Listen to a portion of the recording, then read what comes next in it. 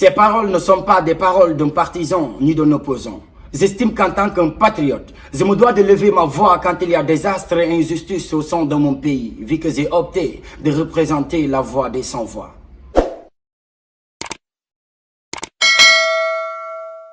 On ne peut pas se débarrasser des politiciens tout simplement parce que chaque pays a besoin d'un gouvernement. Le parti élu qui doit normalement s'occuper de la reconstruction et de l'avancement du pays en utilisant l'argent des Sénégalais. Par contre, le parti opposé qui se positionne à côté pour surveiller l'intérêt des Sénégalais a naturellement les mêmes objectifs que le parti au pouvoir.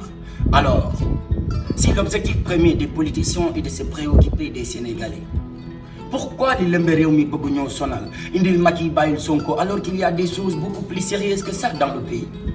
La pauvreté au Sénégal, le chômage, notre système éducatif, une année qu'on fait presque 2 ans dans les universités publiques. Vous imaginez? Et vous ne pensez pas que ça, c'est plus important que ce qui se passe ici là?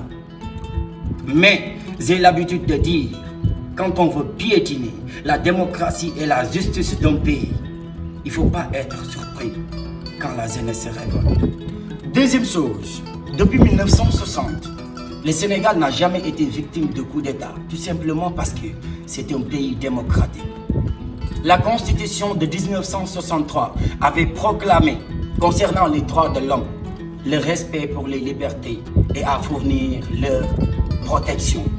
La liberté d'expression, j'ai l'impression qu'il faudrait vraiment la redéfinir parce que j'arrive pas à comprendre si un citoyen se met debout pour s'exprimer. Si ça n'arrange pas l'État, 2-3 jours après, il se retrouve en prison.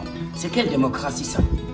Troisième chose, on va parler de la police, la gendarmerie, disons, les hommes détenus. Vous avez le métier le plus noble qui puisse exister. On dit que le président est élu pour servir son pays. Mais moi je dis, les vrais serviteurs d'un pays restent les hommes détenus.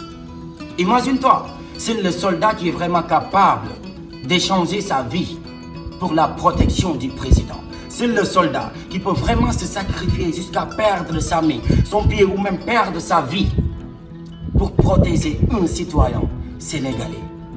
Alors, mes très chers soldats, n'oublions pas l'objectif, la protection du peuple sénégalais. Vous avez le choix de faire le bon choix. Quatrièmement, je vais finir par adresser ce message à la nouvelle génération. Vous êtes des intellectuels, mais pourquoi la violence? Depuis combien d'années on fait recours à cette même méthode et jusqu'à présent, ça n'aboutit à rien du tout. De base, la violence peut marcher dans certains cas, certes, mais seulement dans le court terme.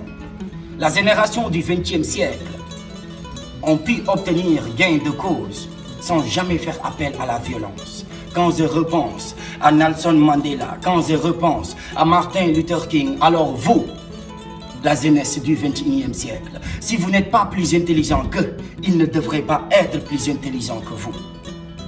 Vouloir régler ce qui se passe au Sénégal dans le long terme, believe me, violence is not the solution. Vous voulez une solution? Cherchez. Qui cherche trouve.